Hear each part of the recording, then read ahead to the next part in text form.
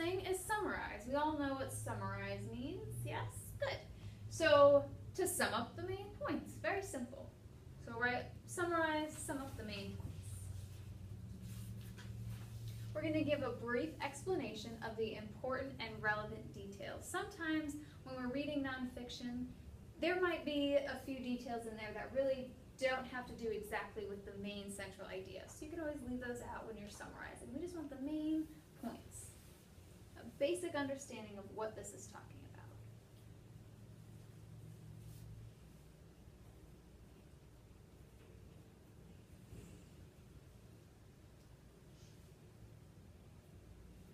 Evidence. We've talked about this before with fiction, when we did the Harrison Bergeron and the pedestrian stories. Now we're going to be doing the exact same thing with nonfiction, with informational text. You still need evidence to back up your ideas. So just because you say something is true, it doesn't make it true until you have the evidence. So evidence is proof, and when we're reading, that proof is going to be quotes or paraphrasing from the actual text.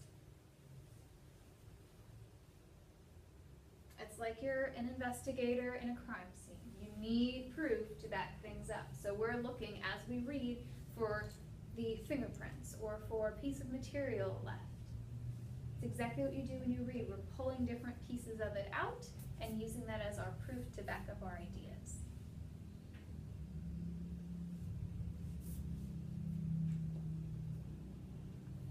Tone.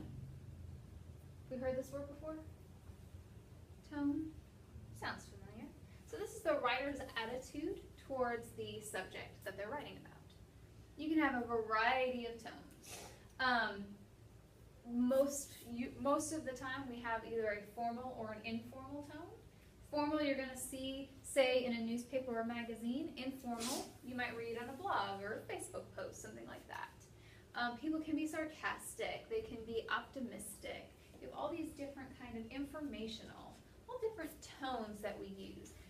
Most generally, since we don't see the person actually writing or reading this text to us, it's going to be through word choice. What words make you feel a certain way? What is the tone? What is the attitude?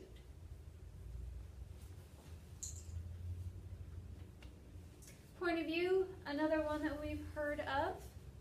The angle or mode of narration in a text. There are three kinds. We have first person, which uses what? Oh, first person. I. So I like dogs. That's my own opinion. I'm telling you what I like. First person. Second person we don't use very often. This one is where you use you, generally used in like letter writing and things like that. Third person is what we'll read most of the time when we're reading these informational texts.